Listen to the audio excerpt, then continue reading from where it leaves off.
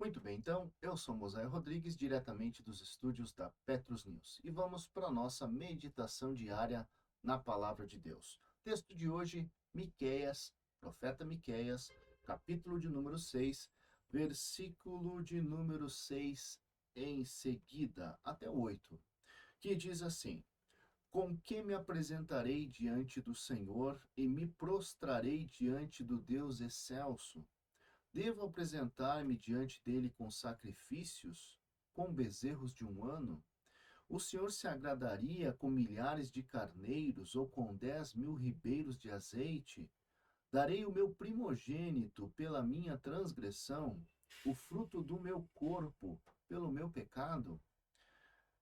Ó homem, ele te declarou o que é bom. Por acaso o Senhor exige de ti alguma coisa além disso? Que pratiques a justiça, ames a misericórdia e andes em humildade com o teu Deus? Muito bem, este é o texto que nós vamos meditar neste pequeno e breve vídeo, que fala e vai tratar de um tema que eu acho muito interessante, pelo fato de que, se tem uma coisa que as pessoas têm dificuldade de entender, é justamente quais são as exigências que Deus nos faz.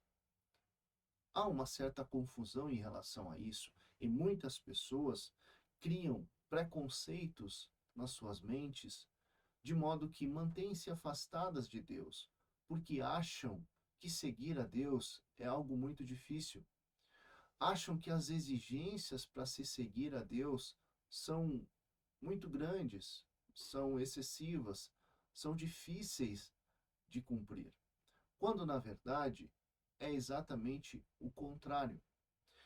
Quando nós vemos a passagem de Miqueias, nós temos que entender que, quando Deus estabeleceu a aliança com Moisés e o sistema sacrificial em que as pessoas deveriam levar animais para serem sacrificados, nós temos que entender que o objetivo não estava no fato em si de sacrificar animais, mas sim no que isto representava.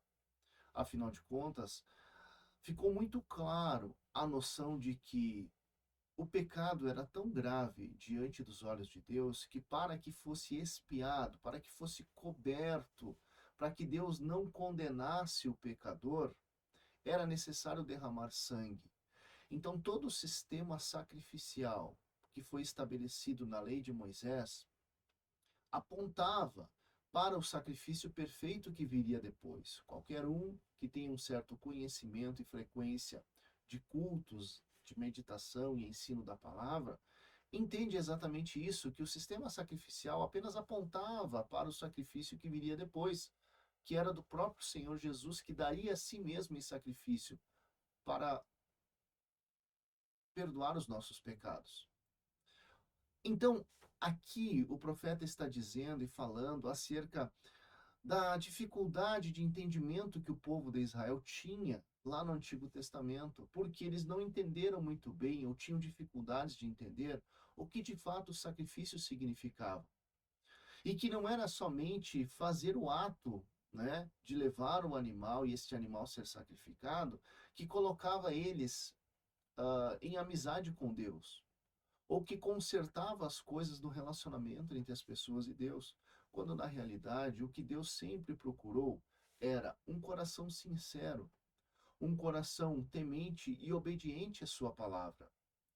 Porque é muito fácil sacrificar a Deus, é possível sacrificar a Deus, oferecer alguma coisa a Deus. A ideia de sacrifício é essa, de você oferecer algo a Deus.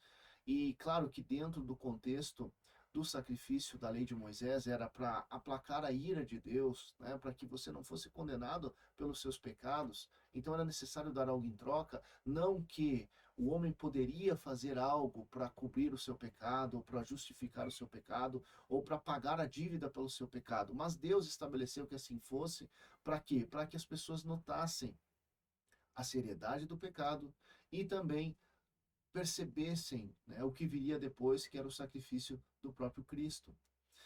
Vamos entender uma coisa: Sacrificar ou entregar algo a Deus é fácil, mesmo não tendo relação nenhuma com Deus, mesmo mantendo-se absolutamente inimigo de Deus, porque basta você ter algo.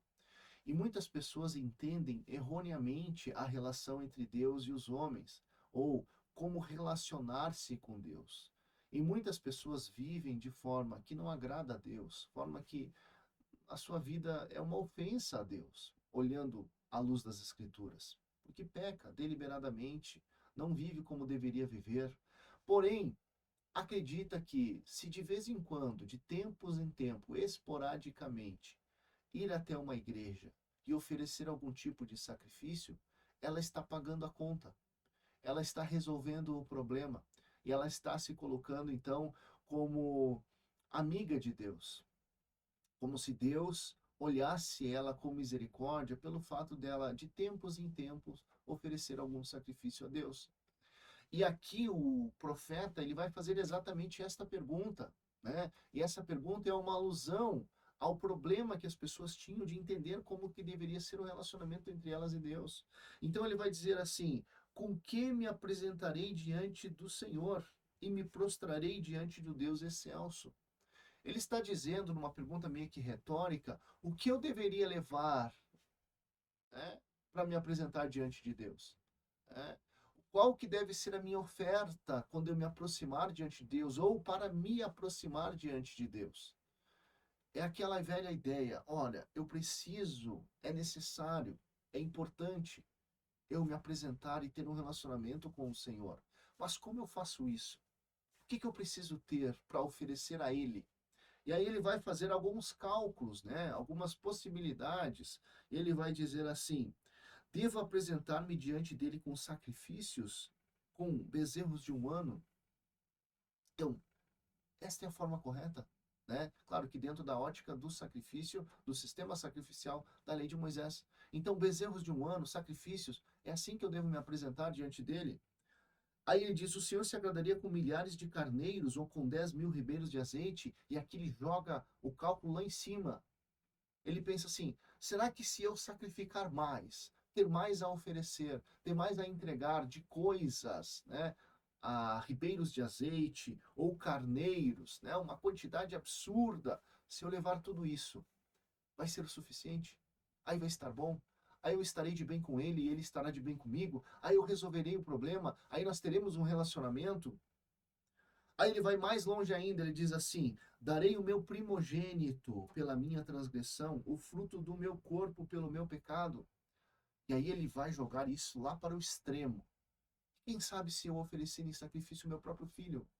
Será que eu dar um filho em sacrifício a Deus faz uma alusão ao sacrifício, né, que foi solicitado a Abraão de Isaac, né?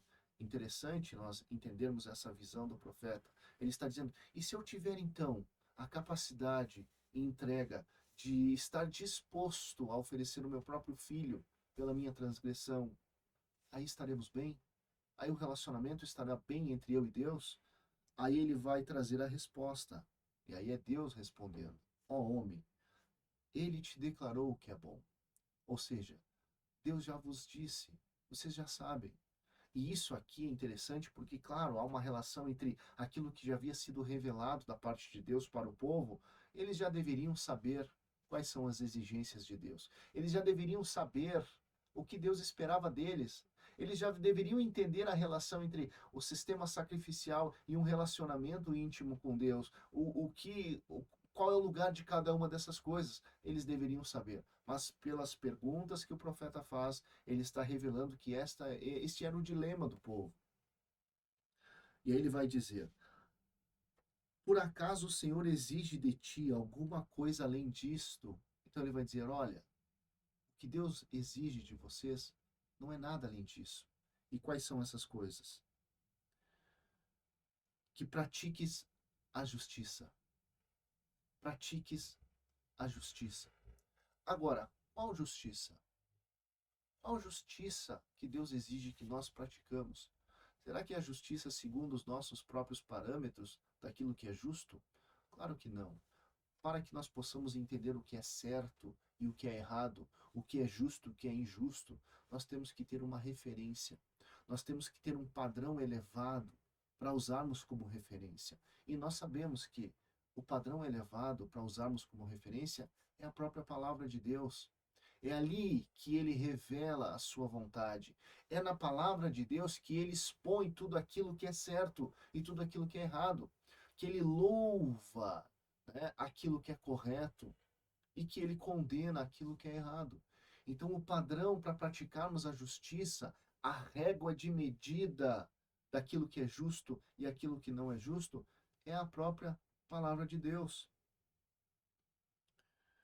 Ames a misericórdia. Amar a misericórdia é um ponto crucial para que possamos ter um relacionamento com Deus. Porque a síntese do dilema humano é justamente, ou melhor dizendo, a síntese do pecado humano, da queda, da condição caída do homem, é justamente o egoísmo. É o buscar e estar interessado somente nos próprios interesses, nas próprias vontades, na busca pela realização individual e pessoal, né? Então eu estou preocupado em satisfazer a mim mesmo, as minhas necessidades. E eu quero, então, misericórdia, amor e perdão para mim. Mas em relação ao próximo, em relação às falhas e os defeitos e os pecados do próximo, como que eu, qual é a minha reação diante disso? E isso é interessante porque o Novo Testamento, quando Cristo vem à Terra, ele vai explicar exatamente isso, né? Ele vai dizer, olha, que com a mesma medida que vocês medirem, será medido vocês também. Vos serão medidos, ou vos medirão a vós. O que ele está dizendo? Da mesma forma como vocês tratam, vocês serão tratados.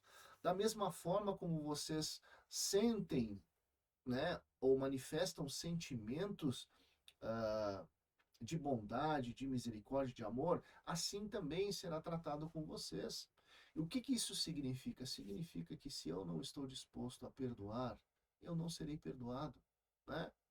Vocês serão perdoados se vocês perdoarem os pecados ou as falhas, as dívidas. A oração do Pai Nosso vai falar também isso. Perdoai as nossas dívidas, assim como nós perdoamos.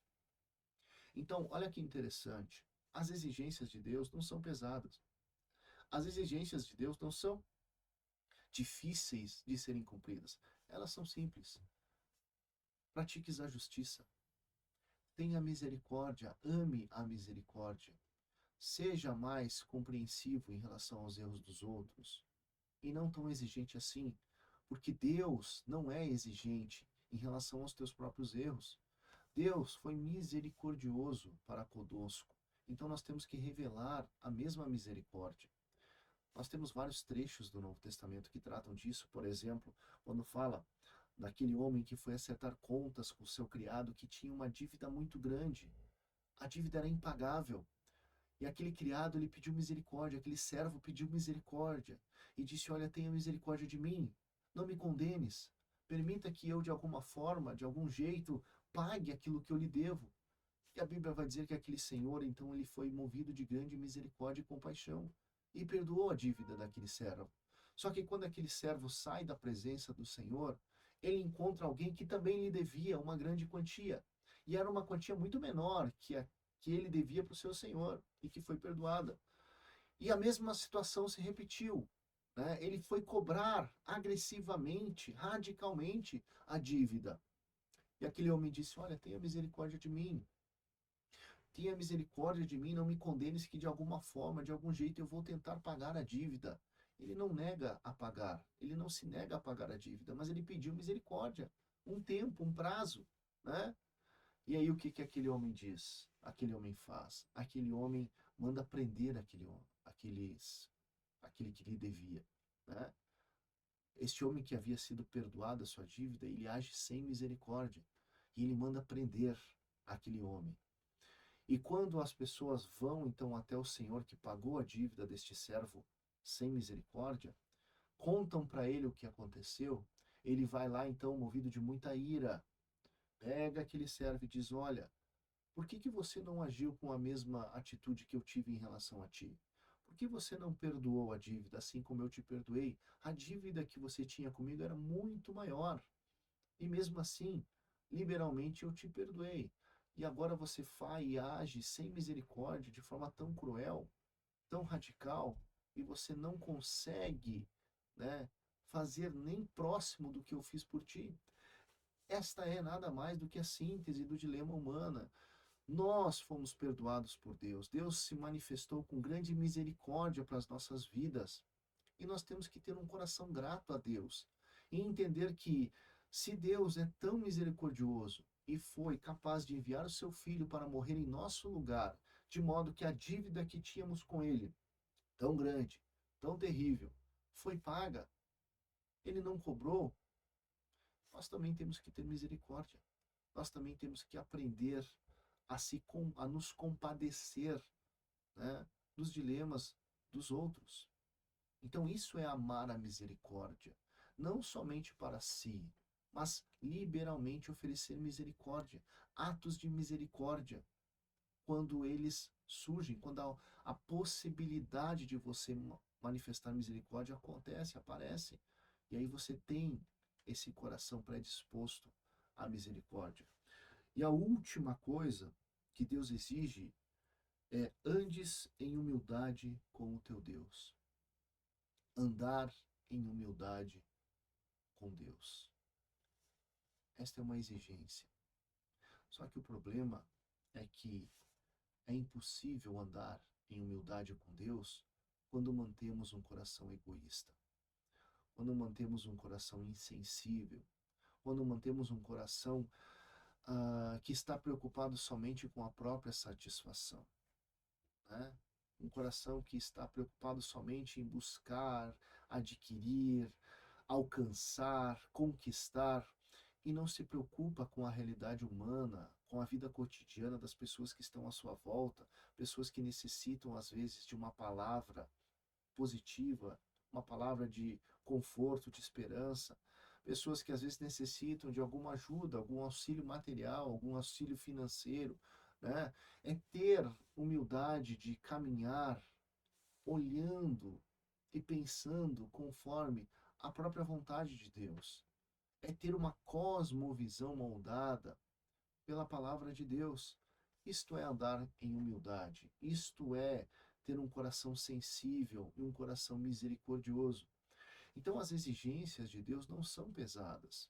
Claro que, para que você consiga viver desta forma, existe uma outra coisa que precisa acontecer, que está revelada no Novo Testamento.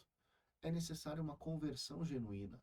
É necessário nascer de novo, né? É necessário ter uma transformação de natureza. Aquela natureza humana e carnal, voltada para o pecado e absolutamente egoísta, precisa ser renovada, ou transformada ou substituída por uma nova natureza que agora é espiritual, né? Que entende o amor de Deus e manifesta amor também, que entende a misericórdia que Deus deu a si e manifesta misericórdia também, e que tem um coração humilde, né? Um coração simples, calmo, sereno, e vive, né, dentro do turbilhão de preocupações e problemas deste mundo, entendendo que ele não pertence a esse mundo. Então a meditação de hoje vai trazer exatamente esta reflexão. As exigências de Deus não são pesadas. Basta nós praticarmos a justiça, amarmos a misericórdia e andarmos em humildade com Deus. Deus não está tão interessado assim nos sacrifícios, nas coisas que nós oferecemos a Ele. Ele não está interessado se você vai de vez em quando compartilhar um versículo bíblico na sua rede social. Ele não está interessado se de vez em quando você vai frequentar uma igreja e vai fazer algum tipo de sacrifício, dar alguma oferta, né? Ou até mesmo vai naquele momento apenas se lembrar que Deus existe, vai cantar algum louvor a Ele, vai falar algumas palavras bonitas a Deus de louvor, de adoração. Ele não está interessado nisso. Essas coisas fazem parte da religião, da vida religiosa, fazem parte, mas não é este o ponto. O ponto é as nossas atitudes, o nosso comportamento, a forma como nós vivemos. Isto sim agrada a Deus ou desagrada a Deus. Até mais, pessoal.